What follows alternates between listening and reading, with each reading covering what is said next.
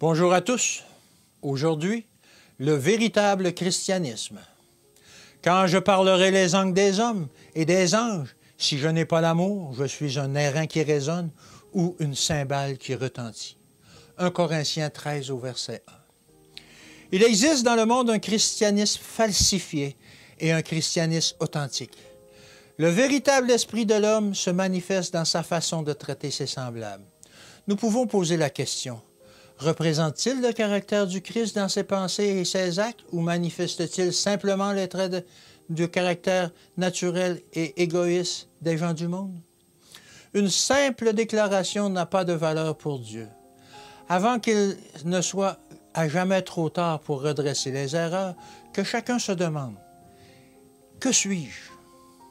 Il ne tient qu'à nous de nous forger un caractère qui fera de chacun de nous un membre de la famille royale de Dieu dans le ciel. Si nous voulons devenir semblables au Christ, nous devons étudier son caractère. Nous devons nous examiner de très près et nous demander: est-ce la façon d'agir du Christ? Le Christ persisterait-il dans cette voie? Quelle impression est-ce que je laisse dans la pensée de ceux avec lesquels j'entre en contact? Ma conduite affaiblit-elle la confiance de tous ceux qui ont affaire avec moi et leur fait-elle considérer à la légère le christianisme que je professe? Me montrerai-je sans courtoisie, complètement différent du Christ, impitoyable envers ceux que le Sauveur a rachetés par son sang? Je voudrais adresser des paroles d'avertissement aux frères de nos églises, car je crains que beaucoup ne jouent le rôle du serviteur infidèle qui enfouit le talent de son maître dans la terre. La négligence fut son péché. Il ne fit pas fructifier le grand trésor de connaissances qui lui avait été confié. Dieu a donné à son peuple une lumière précieuse dont il doit éclairer le monde. Beaucoup ne la considèrent-ils pas avec indifférence et n'agissent-ils pas comme si les dons du ciel étaient sans importance?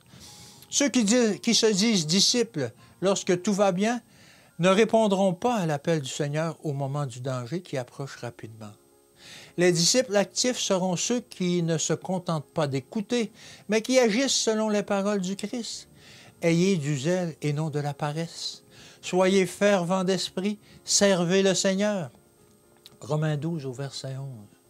Une énergie nouvelle émanant des bas-fonds prend possession de toute la synagogue de Satan. Et une vie nouvelle venant des cieux inspire chaque être humain qui, dans la consécration de la piété, cherche à accomplir l'œuvre de Dieu.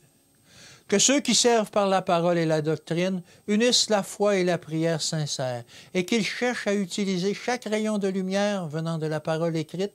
La voix de Dieu appelle des cieux et demande l'emploi de toutes les capacités confiées aux hommes. Chaque talent doit être utilisé au maximum. Que Dieu vous bénisse et qu'il vous garde.